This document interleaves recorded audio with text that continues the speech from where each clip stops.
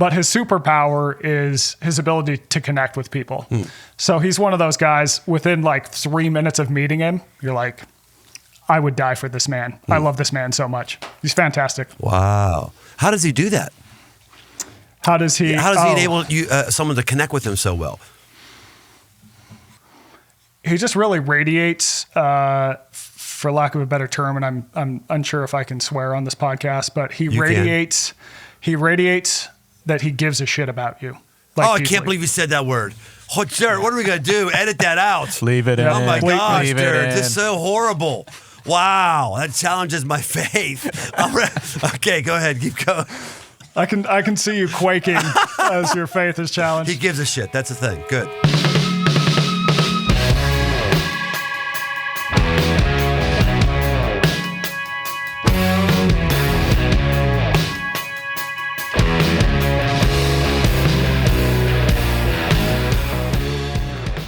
Good to see you again, man. How you been? I've been very good. Life has been fun, fine, and interesting. And how about you? Good. Yeah, things are good, man. No complaints at all. Still rucking your noogies off? Trying to. Yep, trying to. How about you? I have not. No, I have not been doing any rucking. My main motivation for it is when I hunt, and I'm getting ready for hunting and everything. And I actually had to cancel and take a big financial hit on my elk hunt this year. I just had something I had to deal with. I had to cancel it, and so that just kind of threw me off. I'm working out real regularly, but the rucking aspect has not been happening. Where was the hunt supposed to be? Colorado. Yeah, that sucks. Yeah, I had it was a horrible nightmare situation 2 years ago with me and my son. It's still haunting me. To the last day, the last half hour of the last day, we're up at 13,000 feet. We ended up hiking this mountain 3 days out of 4, and two massive bull elks come right up over the false summit. We didn't see them coming, didn't know at all. We're up to the very top, and so we both we timed our shots, both squeezed the trigger perfectly. Both of them went down, fell over that false summit, and mine, I made bad shot placement, and I should have just pumped more lead in him when he was lying down, and I didn't. He got up and walked to the trees and never saw him again. Horrible. Jeez, yeah. That sucks, man. That's terrible. Horrible. Yeah, that's no fun. No, it's a serious game. It is, and you can only tell a story like that and have someone understand the gravity who's actually done something like that, which is you. So yeah. I had a hunt this year that was I had a mule deer tag in Utah. Oh, Same deal like you though. I had to cancel it. I had something come up like right in the dead middle of the tag, and it was like I have to do this thing, and I was trying to, orchestrate. Okay, I'm going to fly here, and then I'm going to fly there, and then I'm going to rent a car, and I'm going to do that. And like you just have so many complications. I'm like, all right, we're just not hunting this year. Right. We're just going to have to sit this one out. Right. That's how life is. Horrible. Well, hey, thanks for coming to Aggressive Life. If you haven't noticed, me and my guest today, we've got a little bit of things in common. We were both hunters. I read his book a number of years ago called The Comfort Crisis. It's fantastic. We had him on the show. He was one of my favorite guests. Right there, one of your favorite guests. Yeah. Especially because he had a whole chapter in his book about people who don't bathe. Heck yeah. They have unbelievable. That's my favorite chapter. Antibodies because they're yeah, right. And yeah, actually, Dirt, you're never sick. Not very often. Yeah. So what Michael says is true. I know, it may be. It's good stuff.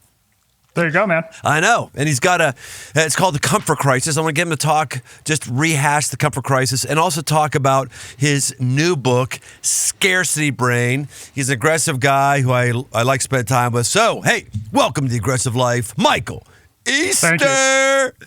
Thank you for having me, man. It is good to be back. I can just feel the energy like eking over the Wi-Fi. It's awesome. I'm glad to be here. I like it. Well, I liked when I saw you posted about our time together on your Instagram last time. And what you actually said was, you said, I actually enjoyed this one. Like there's other ones you don't enjoy. There are, well, I would say I enjoy them all, but there are some that I enjoy far more than others, and that was one that I enjoy far more than others. Good. It's good to be back, man. Well, it's mutual. So give us a recap, because a lot of us have never heard of or read The Comfort Crisis. Just give us not the recap.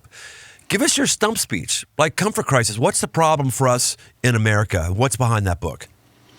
Yeah, so the book is about really how, as the world has become more comfortable and easier in many different ways.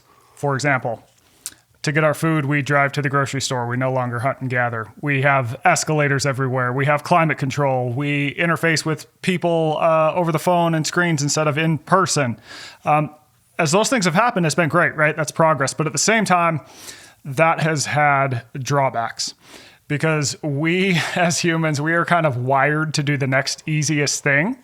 And when you put us in an environment that's designed for ease, that backfires. So you look at, why do we have such high rates of obesity and metabolic problems and even mental health problems? And I argue that it really goes back to the fact that we've engineered our world to be so comfortable, and we are paying the price for that. Yeah, it's a big significant issue for us. And your stuff in the book was so good that I said, I got to make sure that I have this guy on the podcast, and you delivered. That was an unusual one. Sometimes I read a book that I really want to talk to the author about, and they come on. Many times I have somebody on I know who has something to say, and when they say something, I figure out, I want to read more about that, and then I read afterwards. We had one of those guests recently, Nancy Cohn, wrote Forged in Crisis, 5 leaders who, are you familiar with the book? No, but just the name, it sounds like something I'd like. Yeah, it would be. It was fascinating. She goes into, her 5 leaders were, now I'm going to blow your mind. Ernest Shackleton. Do you know Ernest Shackleton? Yeah, I do know Shackleton. Okay, so you know that whole thing. Abraham Lincoln and some others. And I was so motivated when I heard her talk on the podcast. I said, okay, I just want to read the book. It's not a homework assignment. I just want to read the book. And so for you, I thought, I'm not going to read the book ahead of time. I'm going to have Michael talk about this, and I likely will, because I just read the pre-cap that Dirt gave me. I thought, dag, that's good. So Scarcity Brain. Tell us about Scarcity Brain, Michael.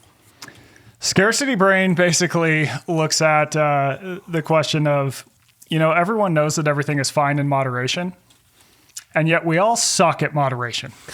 And so why is that? It's like, why do people keep eating when they're full? Why do we keep buying more stuff on Amazon Prime when the average home has 10,000 to 50,000 items? That is a real stat.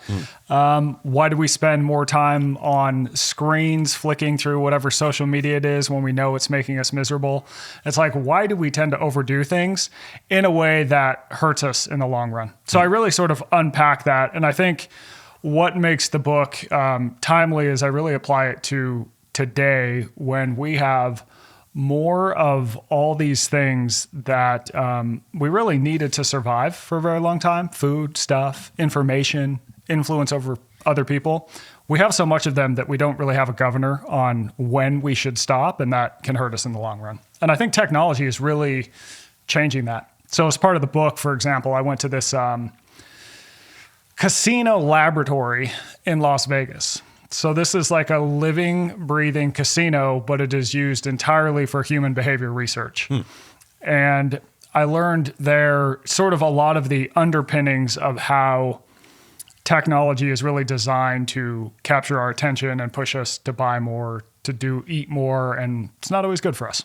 So when you say scarcity brain, you're saying that our brain is wired for scarcity? Yes. So we effectively are people who we're very sensitive to scarcity cues. And a scarcity cue is basically like what a researcher would call a piece of information in our environment that makes us feel like we don't have enough of something.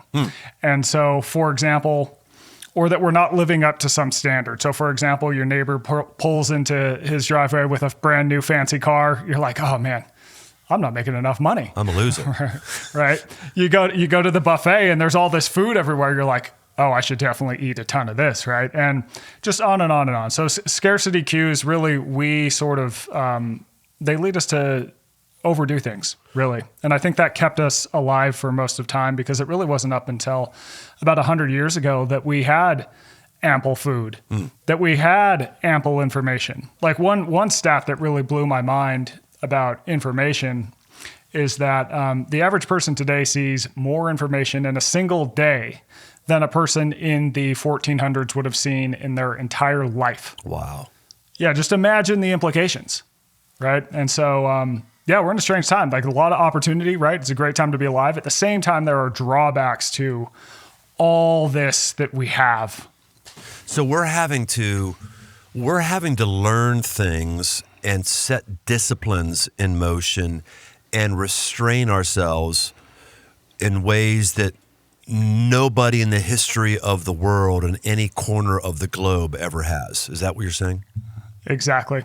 I'll give you a good example. Is I talked to a researcher who spent a lot of time with hunter-gatherer tribes. And he's out with this tribe in the jungle. They're walking around.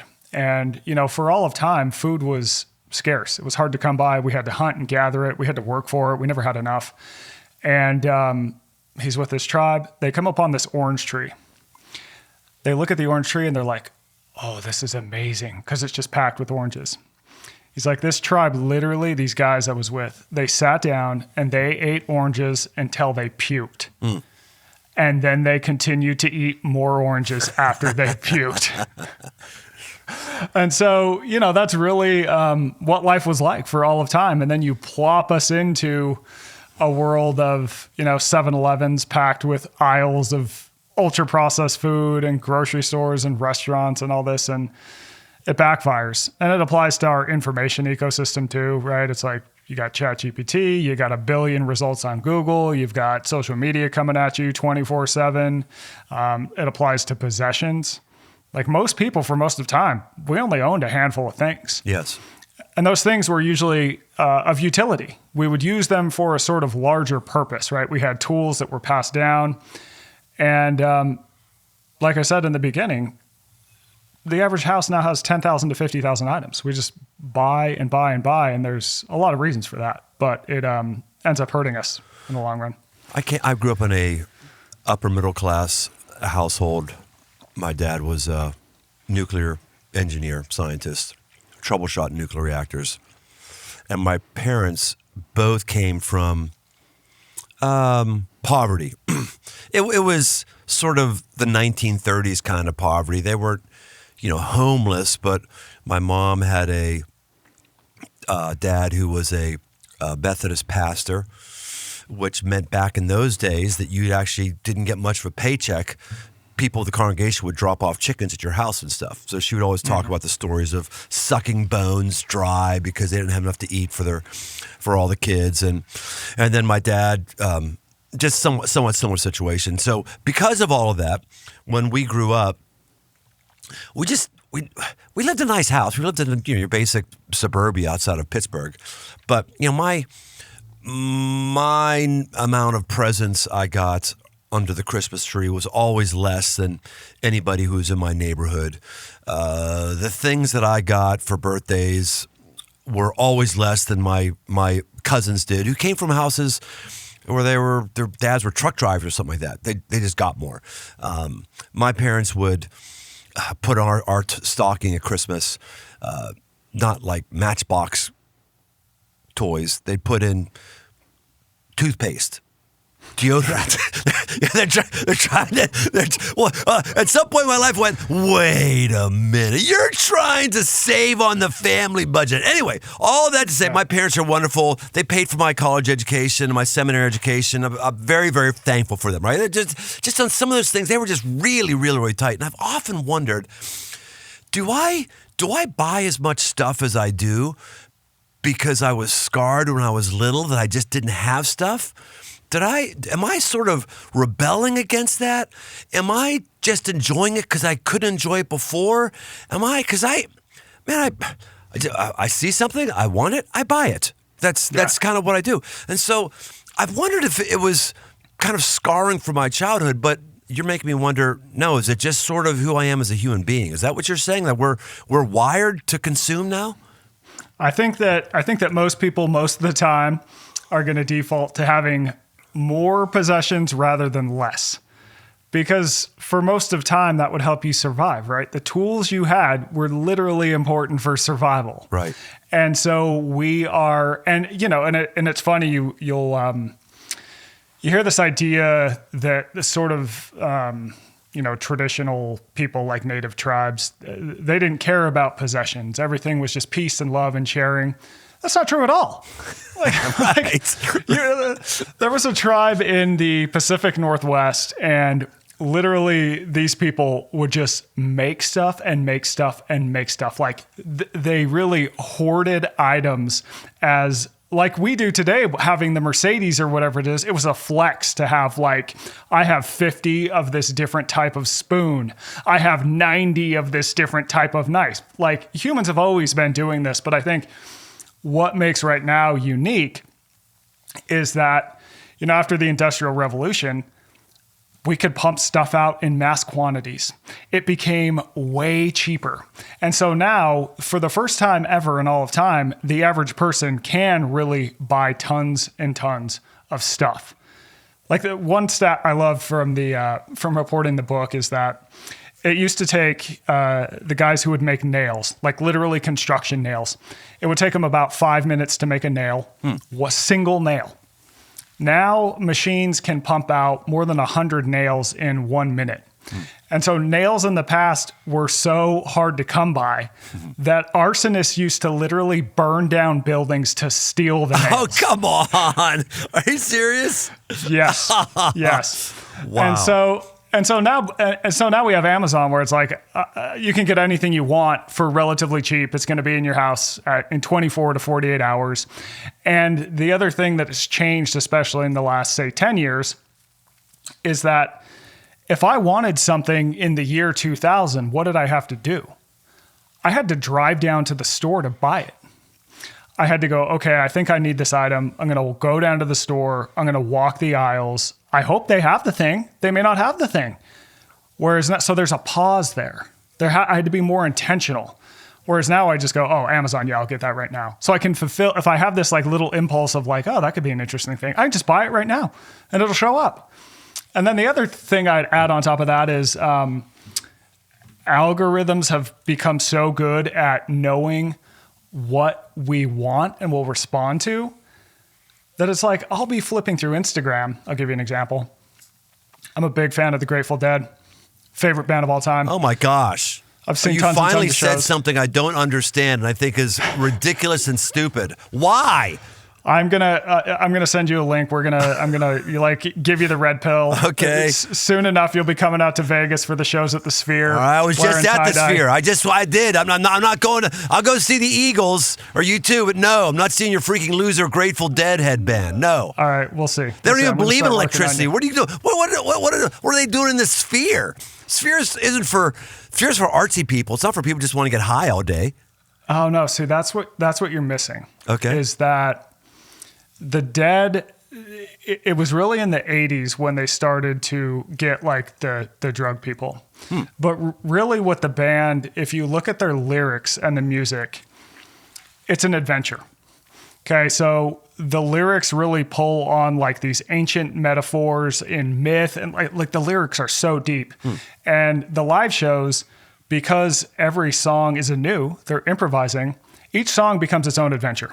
And so if you can start to sort of understand that, you go, oh, wow, like there's a lot going on here. So I would recommend you and anyone else who has an initial reaction of, I hate the Grateful Dead because of the Deadheads, I would suggest you watch the documentary on the band on Amazon Prime. I think it's called Long Strange Trip. It's by Scorsese. It's unbelievable. Really? Okay. It'll help you understand it. Yeah. I'm in. Good. I'll check that out. But that was a long that was a long diversion in order to tell you that. So when I'm on Instagram now, I'm flipping through. I see your post. You're out doing cool things. I see my friends post whatever. I see a dog video. But then I get an ad, right? And it's like, here's this Grateful Dead T-shirt that like references something in Las Vegas too, and it's like pulling on all these things. And I'm like, this is like designed just for me. There was no one else in the world that would see this T-shirt and be like, I have to buy this right away. Right. And so you can get these really hyper targeted ads that just, I think, lead us to spend a little more than maybe we want. So this is really already giving me a bit of empathy, because I would be on the same train that probably you are of why is America so obese? Why are we so in debt? Why are we so this, that? We can look at any social indicator that is negative and come to the conclusion that we're just not disciplined people, that we're just weenie losers who take the easy way out. And maybe that's true, but maybe Daniel Boone would have fallen prey to the same stuff as well. Maybe Harry Truman would have fallen the same stuff as well. Maybe George Washington, if he had all the food options that we had and all the spending options, because it's a human thing. It's not just we're a loser thing. Is that what you're saying? Yeah, Daniel Boone would have had the sickest Kuyu hunting kit you've ever seen. So how I like to describe this is that the fact that, you want to buy all this stuff, that you have a hard time saying no to pizza and ice cream, that you spend all this time on social media. I'm saying you, like the sort of royal you. It's not your fault, but it is your problem to solve. So you can't change the fact that, that's kind of how humans are wired. And now we live in this society where we can sort of fulfill those impulses, but it does require building discipline to sort of start to unpack that and get around, okay, well, why am I doing this thing in the first place? And is this really in line with sort of my long-term goals, how I want to spend my time, how I want to spend my attention, my money, and ultimately live my life? Yes. Yeah. So the 2%, tell us about the 2%. Yeah, so 2%, it is my newsletter on Substack. We cover health, wellness. The name comes from a stat that found that 2% of people take the stairs when there's also an escalator available. 2%. Mm-hmm. Now, I would argue 100% of people know that taking the stairs would give them a better long-term return on their health, on their well-being. And yet 98% of people choose to do the easy, more comfortable thing that might actually end up hurting them in the long run. So the site really looks at what are ways that I can learn to embrace short-term discomfort in order to get a long-term benefit.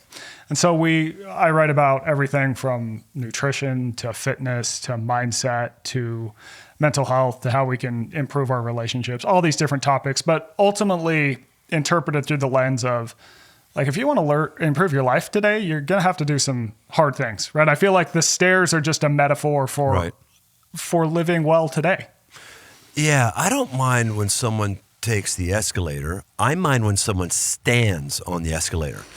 That was the inventor's dilemma when he saw the thing actually used in public for the first time. Did you know this? No, I didn't know this. Yeah, oh my gosh. So they invent this thing and he goes to see it in the real world, and he was stupefied that people were standing on it. He was intending that people would just have a quicker way to get up the next level. You would walk on the escalator. And he was like dumbfounded. Oh my gosh! So we just stand on it. It was meant to go. Same with those moving sidewalks, right? I mean, they're meant so I get there faster, not I just sit there. So that's what bothers me about it. Like, just walk, especially going down. Like, if you don't want to go up because of needs, whatever, can't you walk down steps? Walk down the escalator? Happened last night. Came back from Vegas late because I can't get a direct flight out of Vegas to Cincinnati. It's just tough stuff. I'm on the top of this long ass escalator. It's about 4 football fields long, it feels like. Stack of people in front of me, and I'm waiting. I can't. Sometimes if I'm late for something, I just kind of plot on the side. But I think I'm not really late. Well, it turns out I was, because the shuttle was coming. And actually, this was not in Cincinnati's airport. It was in Atlanta's airport. I'm sorry, because it wouldn't bother me. I missed the shuttle in Cincinnati. I normally don't take it at all. But I missed. Because I was waiting there, I missed the shuttle. I had to wait another 5 minutes or something like that. And we just, we're very sedentary people. And, I think sometimes when I'll talk about this, people will kind of go, yeah, just taking the stairs, like, that's not really going to help though. It's like, okay, well, there's actually research that shows that people who take just 5 flights of stairs a week, they have a 30% lower risk of all-cause mortality, really? Which is basically a scientist's way of saying dying of any cause. So it's really, to me, it is, there is real power in just figuring out how can I do what I'm already doing a little bit more challenging so I can get a better long-term return? Because every day in life, we face situations where it's like, I know I need to get to the second floor. I can do this easy, effortless thing that, it'll get me to the second floor, but it's not really going to give me all these other benefits, right? Or I can take the stairs. It's going to be a little bit more uncomfortable in the short term. But if I repeat that over the long haul, man, I'm going to end up so much farther in life than I would have been. Right. So does the 2%, does that come to play in the scarcity brain, or is that a totally separate endeavor? I think it does, in the sense that, living well, that like, it's hard to resist buying the next thing. It's hard to resist the ordering the salad instead of the pizza or whatever it might be. And so I think that it does apply in the sense that, saying no to some of the amazing things in modern life, hard in the short term, but gives you benefits in the long run. Well, there's also that thing that we're hardwired to consume. Are you aware of the whole science behind the largest organ in your body that burns the most calories? The brain? Yeah, right. So our whole bodies are just wired to conserve energy, because for all of history, we had a hard time finding deer and finding calories. So when you find it, conserve calories. And so that brain is constantly trying to find shortcuts, constantly trying to understand things immediately, doesn't want complex problems because it burns too much calories, doesn't want to hear a nuanced view, wants to be right or left, I got it, because the more you think, the more you're burning calories. So all of these things I think are interesting to point towards the reason why we just consume and eat and buy and spend.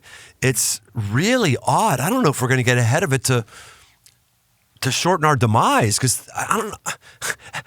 Surely we can't keep going like this, can we, Michael? Well, what I think is interesting too is to go back to that casino laboratory. Is so up until about 1980 in Las Vegas, and really across the world, no one played slot machines. Okay, they would sit in these corners of the casino. No one played them, and that's because they were boring. Then you have this guy come in the 80s, and he goes, okay, what I'm going to do is I'm going to digitize slot machines, and I'm going to really figure out the exact schedule of random rewards that I think will get people to play. So what he does is he speeds up the gameplay, and he also creates this brilliant but totally wicked invention called losses disguised as wins. So now if you play a slot machine and you bet $1, oftentimes you will, quote unquote, win 50 cents. And people, they've done studies on this. People, their brain reacts the same way as a true win. So what it does is it reinforces this constant play and repetition. And what then ends up happening after that sort of gets inserted, you see slot machines just take over Las Vegas casino floors. And now people today spend more money playing slot machines than we do on books, movies, and music combined. Wow. These things are just juggernauts. Like, people will play for hours and hours and hours, even though everyone knows the house always wins. Right. Once that happens, other industries start to go, wait a minute, what is happening in Las Vegas? How are they getting people to play these machines that they know are going to take their money in the long run? So this is when you start to see tech companies go, can we put that same sort of reward schedule in all sorts of different technology? So I call this this habit loop that was really first sharpened and discovered in slot machines. I call it the scarcity loop. So it's got these three different parts. It's got opportunity, unpredictable rewards, and quick repeatability. So with opportunity, you have an opportunity to get something of value. So in the case of the slot machine, it is money. Unpredictable rewards, you know you'll get that thing at some point if you just keep repeating this behavior. But you don't know when you'll get that valuable thing, and you don't know how valuable it'll be. So with a slot machine game, you could lose, you could win $1, you could win $100,000. And then 3 is quick repeatability. You can immediately repeat the behavior. So with slot machines, people just play over and over and over. But when you unpack those 3 parts, you start to see them in all sorts of different places in life today. So for example, social media. You got an opportunity to get likes, to maybe see some sort of content that's going to make you laugh. And so you're like, all right, I'm going to jump on this thing. But it's unpredictable, right? Mm-hmm. If you post, you don't know how many likes you're going to get. You could get 2 likes and you're like, oh, well, that kind of sucks. Or you could go viral, right? And all of a sudden your life changes overnight. And then what do? You check and recheck and recheck and recheck all day.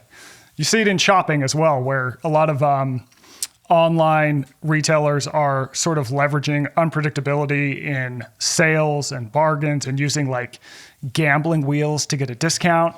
And it's just this constant search. It's in so many different parts of our lives. And I think that that use of technology to really sharpen that 3-part system has really led people into overdoing things, let's just say. Yeah. So when I look at the comfort crisis, I had a real clear thing coming out of there, which was, hey, just embrace more doing hard things. And it's just good to be uncomfortable, even if it's a basic uncomfortable, like taking steps instead of the escalator or walking up the escalator, something like that. If I go and I read the Scarcity Brain, like what's the therefore? Therefore, spend less money. Therefore, eliminate social media and the gamifications of social media. Therefore, like what's the therefore on Scarcity Brain? I think it's that you have to be aware of why you're doing things and how the cards are stacked against us today. And so the book really helps build the understanding that then can lead to the awareness, so you can understand why you did the behavior in the first place. You can start to see yourself being pulled in, and that gives you optionality. Because I'll tell you this, you cannot really change a behavior unless you are aware of it. And usually by just becoming aware of a behavior, it often changes. Yeah. It is actually somewhat freeing to know that there's a system that's coming against me. And I might not just be not as disciplined as I wish I was. It is kind of freeing. I'm just thinking and processing through your stuff. One of my worldview as a Christian is formed in the Bible. And one of the things the Bible tells us is that, and this like never gets talked about. It's just never anything that's ever on a street corner, some weirdo screaming it. But that we're adopted into the family of God. We're adopted. We're not born into it. We're adopted, which means something to me because I'm adopted. And so I always thought, okay, I'm adopted. Do I have an orphan mindset? An orphan mindset that means I've got to fight for the gruel inside of the orphanage. And this orphan mentality is actually a spiritual thing. It's whether we're so at odds with one another. We're all fighting for recognition. We're all fighting for fairsies. We're all fighting to feel like we're loved, because internally we don't feel like we're loved. We're judged constantly about how I'm competing, how I'm stacking up. And I think that's just a spiritual layer to what your research is about the scarcity. It's a scarcity mindset, the poverty mindset, if I can get it, I've got to take it right now because there might not be enough. I'm just rambling now to see if you want to build on any of this stuff. No, I think I agree. And in one of the chapters of the book, I actually lived at a Benedictine monastery in New Mexico for about a week. Mm-hmm. And what was so fascinating about that is that chapter really gets into happiness and what leads to happiness. So I think we kind of live in a world where, and I think this has probably been the case for all of time, where people ultimately just want to be happy, right? But the way we search for it, to your point, is we compare each other. We try and one-up each other. We try and get the new thing. We think that the next purchase, this is going to do it for me, right? If I buy this thing, like then I'll arrive. If I get this title, then I'll finally arrive. So I go to this monastery, and those monks do not live an easy life. They're up at 3:15 in the morning for prayer. They're in their chapel, I think it's 7 times a day. I'm probably getting that number wrong. It was a while since I was there. That's about right. Yeah. They're in there praying 7 times a day. They eat a rather meager diet, right? They're growing a lot of their own food. They're told to don't eat too much. They spend a ton of time in silence. Like there are periods where you don't talk. They are sort of disconnected from the World Wide Web. And it's social in the sense that they're there with other people, but they're not really deeply interacting. And they also do a ton of physical work all day, right? 4 hours of work a day. And you look at that lifestyle and you're like, oh man, that sounds hard and terrible. But when researchers study Benedictine monks, they find that they are on average significantly happier than the average person. And so to me, that this suggests that happiness is often found in the journey, and the journey is not always easy. It's dedicating yourself to something larger that goes beyond the next title, the next purchase, the next whatever it is. And I think that that's why Christianity, for those who really dedicate themselves to it and the bigger ideals, can be so powerful. Because I can't imagine it is easy to always do the thing that you know and that your faith teaches you is the right thing, because you're up against this sort of larger system and your own sort of internal drives. But the more you can seek that higher good, I think the better off you're going to be. Well, and based into most religions, and certainly Christianity, is the value of sacrifice, which dovetails really well into the whole scarcity brain. Just because I can have something doesn't mean I should have something. And at the same time, just because I could have something doesn't mean I shouldn't have something, because we can go on the other side too. Just totally, oh, no, if it makes you feel good, then God must not want me to have it. God doesn't want me to feel good. Nah, you're overreacting a little bit there, partner. Yeah, I agree. And it's funny, the monks who I talked to all said the same thing. And part of Saint Benedict, so he's in Italy, I believe it was, I'm going to get the year wrong, I believe it was the 1100s. And he goes up into, so he's born in Rome, and this is at a time when Rome has a ton of money. Everyone is, he says, Rome is dying in its laughs. So like everyone is drinking, they're eating all the time, they got all this stuff. And he's like, I don't think this is it. And so what he does is he goes and he lives in a cave for 3 years. He meditates on God, on all these higher things.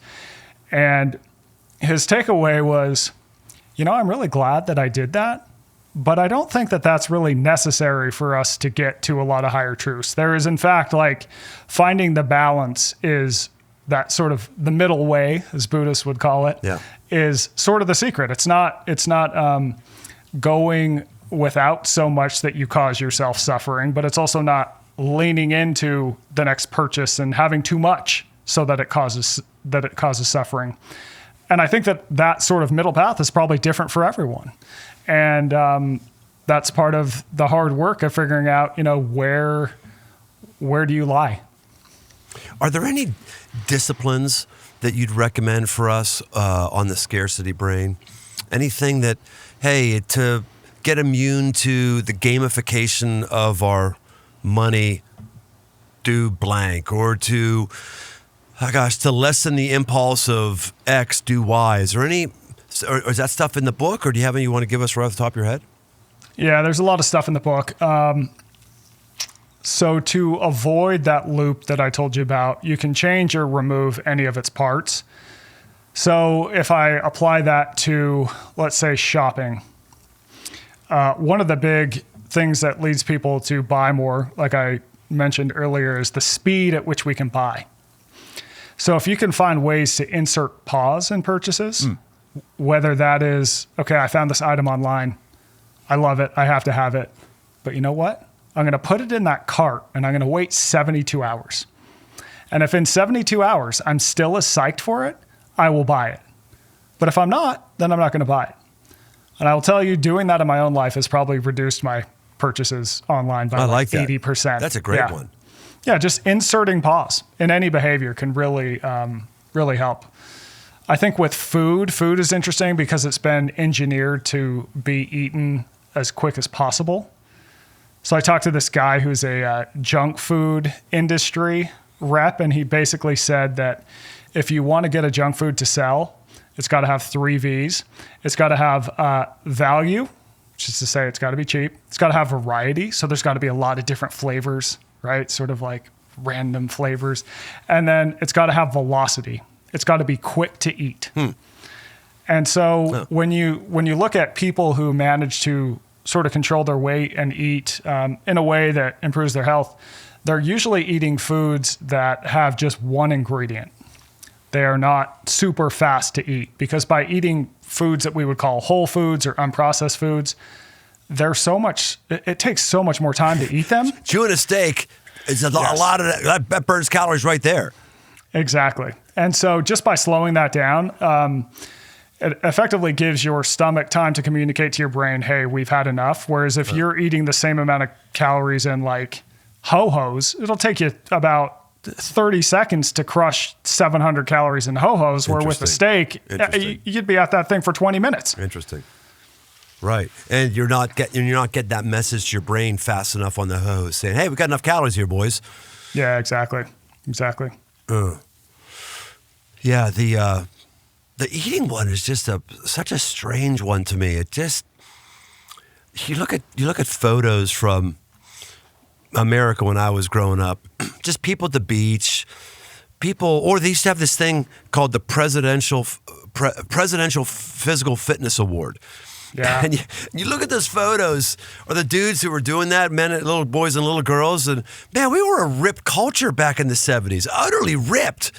And now you look at us now, it's like 70% of Americans couldn't pass the basic entrance requirements for the Army's boot camp. Yeah, no way. I mean, I think that's actually young men that can't. I mean, it's not just average American. It's like a very specific. Is it? Okay. From like 18 to 35, whatever the age ranges are. So it's crazy. Yeah. And I think it does go back to the fact that we have engineered physical activity out of our life. And meanwhile, we have inserted foods that are quick to eat. They're very calorie dense, and our portions have gotten crazy bigger. Like the average restaurant meal is now 3 times bigger than it was in 1960. There was a book I read talking about your Benedictine experience called "How the Benedictines Saved Civilization," and the premise of the book was that when the Dark Ages came in and everything started crumbling, the Benedictines said, or Benedict, he said, you know what? I am not going to delude myself to say I can stay inside of this culture and somehow survive. They removed themselves entirely from the culture, went out, start this monastery. People came to them, and the premise of this book was, when he did that in the Dark Ages, when things were crumbling, there was a burning, a burning light, if you will, of people who had preserved culture and preserved society, who then were able to bring it back in. And the book is actually asking the question: is it really possible to coexist in the culture the way it is right now? Or do we need some people who just extract themselves entirely from the culture? That's a good question. And oftentimes that's being asked on grounds of, morally or spiritually, but you're just saying basic emotional and physical survival.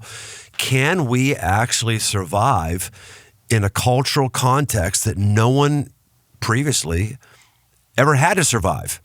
And do we think we could keep just tweaking things, or might there be a more extreme out button that we have to hit? I don't know.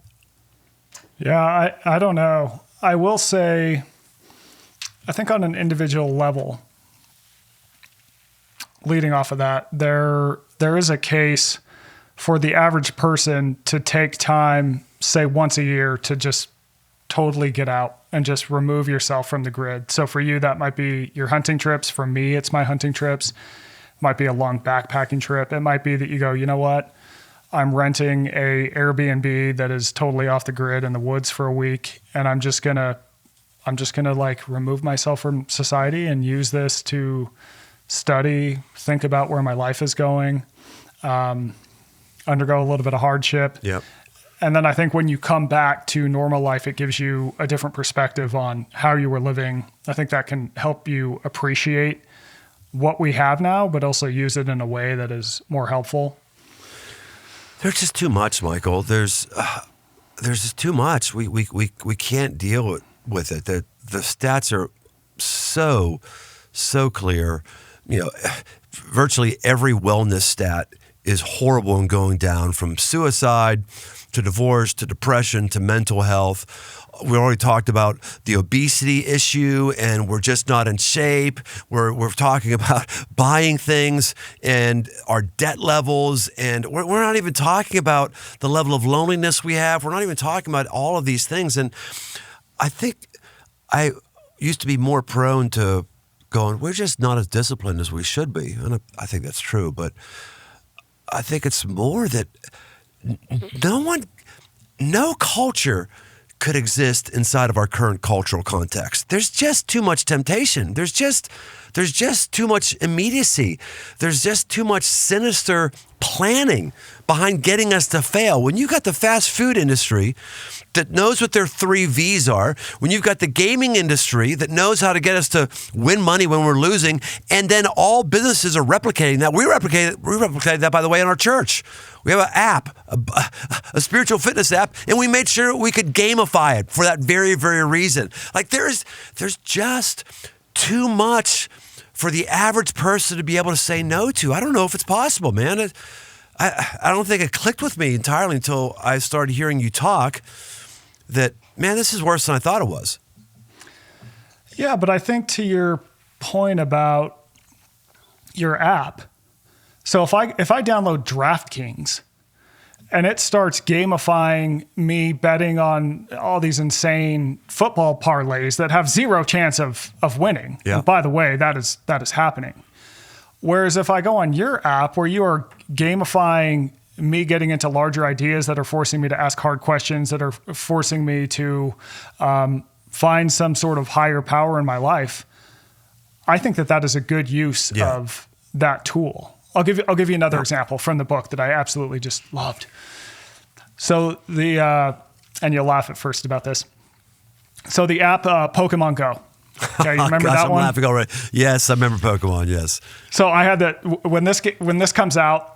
I was living in New York City, and there's all these people walking around, like looking at their phone, whatever. And I'm like, what are these dorks doing? Like, this is. Then I talked to the guy who invented the app. So what this guy, his background is, he was sort of the lead on Google Earth and Google Maps. And he had grown up in Texas. And as a kid, he was in 4-H. He was always outside doing all this. You know, he was moving around. He was with other people. He was playing sports, outdoorsy. But he also grew up coding and loving video games. And the balance of those two, he noticed, like, it was good to have the outdoor time, the physical time. Then he ends up having a kid, and his son is super into video games. But he's not getting the outdoor time, the time with other people.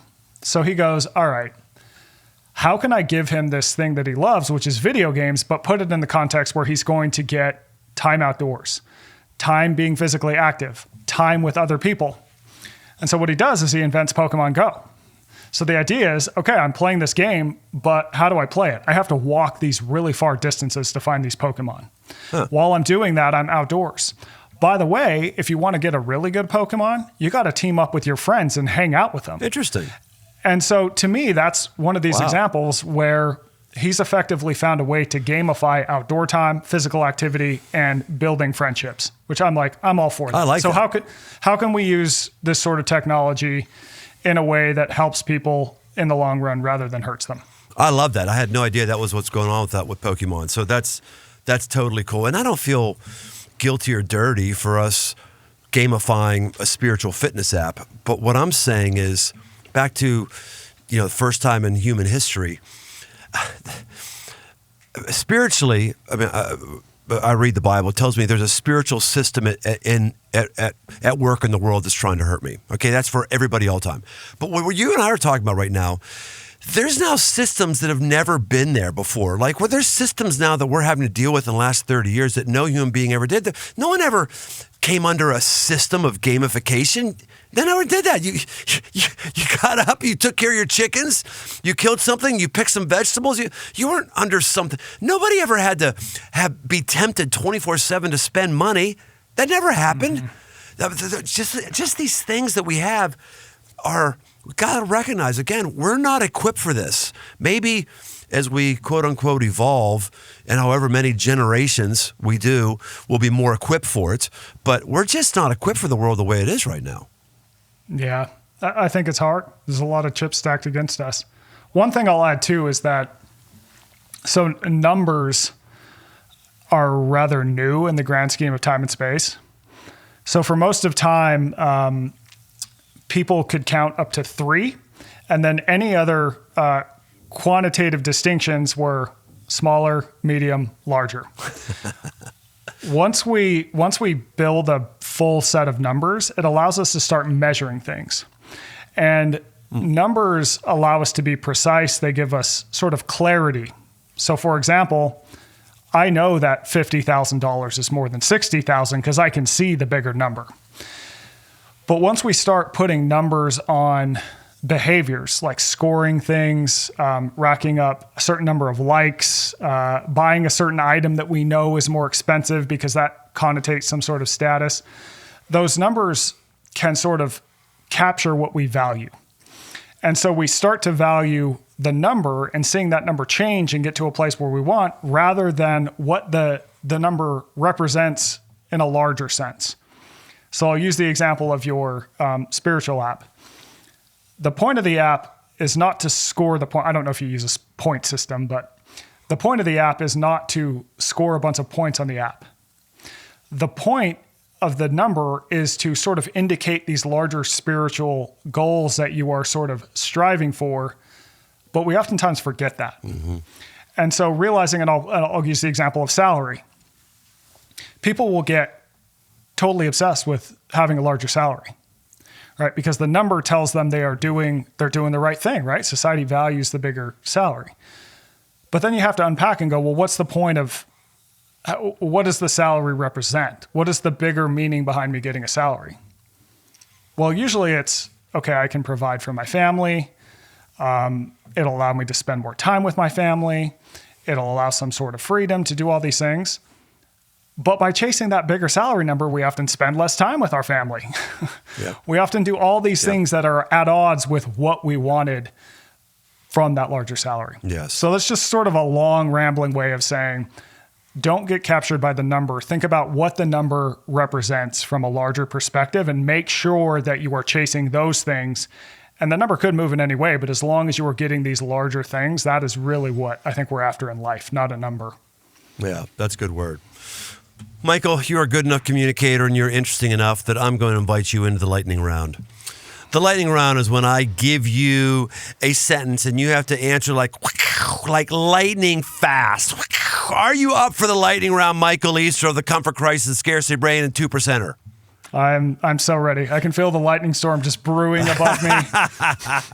All right. First is this. Lowest hanging fruit to join the 2% club. Take the stairs and use that as a metaphor for everything else you do in life. Good. Great job. Next big thing for you personally. I'm building the 2% newsletter on Substack. That has been exceedingly rewarding and fun. And we've got an amazing group of people who are part of the community there. As an outdoor enthusiast, what trip do you have coming up that you're most excited about? 900-mile hike in southern Utah this spring. Wow. Well, first of all, you obey these rules of the lightning round perfectly well. You're just like, isn't he dirty? He's good. He's a rule. Michael East's a rule follower. Michael East's just killing it. He's not one sentence every time. Boom. Very impressive. So, but I get to ask and make the answer longer if it could be 900. So tell us about 900. What is it? What's the plan there? I'm working on a third book. This is a longer term project. And like the Comfort Crisis, how I spent the 30 days in the Arctic is the sort of through line to that book. This will be the through line to my third book. And so it's a trail called the Hayduke Trail. Trail is a little bit of a misnomer. It's more of a route, but you basically start in Arches National Park. You wind your sort of way down to the Grand Canyon, and then you end up in Zion, and it ends up being about 900 miles. So we're hoping to get it done in 45 days, but, That's a lot, 945 days. So let me just do my quick little math here. Is we're talking about 20 miles a day? Yeah, we're going to try and get 20 to 30 miles a day. 20 miles a day wow. Wow, that's serious. And are you backpacking the whole time? Yeah. Yeah. So there's a few, we'll probably cache a couple places. You hit a couple towns along the way that you can hitchhike into for resupplies. So yeah, who's we? Who are you doing with? I'm doing it with my friend whose name is Matt Sherman. Matt Sherman is the most fascinating man who ever lived. So he's the longest serving person in the Iraq and Afghanistan wars. Huh. He was a sort of off the books diplomat that the U.S. government would effectively send in to negotiate with warlords and advise generals and do all these things. So I think he got to Iraq in 2003 thinking that he would spend 6 months, and he didn't leave until I think 2019. And he was in Afghanistan, and now he just does a lot of hiking. Doesn't have a home, doesn't have a car, just bounces around, hikes. He's a consultant for a sort of defense investment company, and just great guy. How'd you get to know him? There's a funny story too. So for my book, Scarcity Brain, I spent some time in Baghdad investigating the drug trade. And as part of that, I kind of had to get like, learn all these skills for if you get kidnapped or, things go wrong. And one of the resources I had was that I was given the number of this high-ranking government official in Iraq. And if things were to go wrong, I was to call that guy and I was to say 8 words. I know Matt Sherman and I'm in trouble. And that would set some things in motion to get me out of a tricky situation. So after I got that, I got those numbers from a CIA friend who knew Matt. And so then afterwards it's like, hey, you were my lifeline, Matt. Like, let's meet up and hang out. And we've just become really good friends. And it's funny because people hear, oh, you're in these wars, you did all this stuff. And people picture like tattooed, big Navy SEAL type. It's like, no, this guy is like, he looks like your accountant or something. But his superpower is his ability to connect with people. So he's one of those guys, within like 3 minutes of meeting him, you're like, I would die for this man. I love this man so much. He's fantastic. Wow. How does he do that? How does he enable someone to connect with him so well? He gets people off guard. He just really radiates, for lack of a better term, and I'm unsure if I can swear on this podcast, but he radiates that he gives a shit about you. I can't believe you said that word. Oh, Jared, what are we going to do? Edit that out. Leave it in. Oh my gosh, Jared, this is so horrible. Wow, that challenges my faith. Okay, go ahead, keep going. I can see you quaking as your faith is challenged. He gives a shit. That's the thing. Good. Yeah, he gives a shit. He just knows how to talk to people. It's one of my favorite stories is we were in Normandy over the summer for the 80th anniversary of D-Day. We did this 50-mile ruck with the Go Ruck group. And we show up at this restaurant and like the entire world is descending onto Normandy. We go to this restaurant and we are trying to get 7 days of reservations for like 10 people. And the guy who runs the restaurant is like, just picture the most textbook, rude French restaurant owner. Just, Yes. And we go in there. We had just seen him turn away some people for a reservation for lunch that day. And Matt's like, okay, I got this. I'll go talk to him. He starts talking to the guy. Within like 30 seconds, the guy starts cracking a smile. Within like 2 minutes, they're laughing together. Within 3 minutes, they're shaking hands and hugging. And Matt just goes back and goes, yeah, I got his reservations for all 7 nights. It was unbelievable. Wow, unbelievable. Oh, that's amazing. Michael, I always love spending time with you. We got to figure out how to do this without you writing a book, because I can't just have conversation with you when you write books. You're not going to write one every single year, are you? No, that would drive me crazy. Although I would like to, but I'll avoid the insanity. But we'll just have to make this a regular thing. I agree. Do you like the writing process? Oh, I love it. You do? I love it. Okay. Yeah. It's it's kind of it's a metaphor for a lot of things in life where you have this time early in the morning when you're writing and everything's going off the rails and you hate yourself and you're like, this is terrible. and then you pump out a paragraph that's just like so good. And it just is like, that's why I do this, Yeah. So yeah, it's good. I like it. And your 900-mile trek in Utah, though, is preparing you for your next project, right? Correct. Can you name what your next project is? It's going to be sort of a follow-up to the Comfort Crisis, but more focused on mindset, mental health, giving a case for inserting more adventure into your life and how that can kind of be a solution to a lot of the problems that we've been talking about. Love that. Michael, do you want to give anybody else a piece of info how to find your stuff, how to find you? Like personally, I need to sign up for your newsletter. So just tell us how to do all that. Yeah, if you go to twopct.com, that is the website for the newsletter. You can sign up right there. And then I'm on all the socials and that sort of thing. But I would say the newsletter is probably the hub because I try and spend less rather than more time on social. I find the newsletter allows for deeper thinking. You can get into topics more. There's a good community. Everyone's positive. No one's a troll. So it's great. Well, it's also your own platform that they can't take away from you and change the rules on you with. Exactly. Exactly. Hey, everybody. I always like getting with this guy. Maybe at this point I'll start saying, hey, he's not my guest. At some point I just start to claim him as some sort of friend. But I think we got a lot of stuff here. Man, I don't know what it is for you. Start getting less comfortable. Start just falling prey to whatever strategy it is to get you off your game and have you consume and overspend and overeat and over everything that isn't healthy. Do something with this, everybody. This is not a podcast to think interesting thoughts. It's something to stimulate you to a better life. Go make yourself a better life. We'll see you next time on The Aggressive Life. Thanks for joining us on this journey toward aggressive living. Find more resources, articles, past episodes, and more at briantome.com. My new book, a 60-day devotional called The 5 Marks for Man, 60 Days to a Powerful Life, along with all the other books in the 5 Marks library, are open right now on Amazon. Be sure to leave us a rating and review wherever you listen to your podcast. Then send an email to that's dirt at briantome.com to get a free Aggressive Life sticker. Find more on Instagram at Brian Tome. The Aggressive Life is a production of Crossroads Church, Cincinnati, Ohio.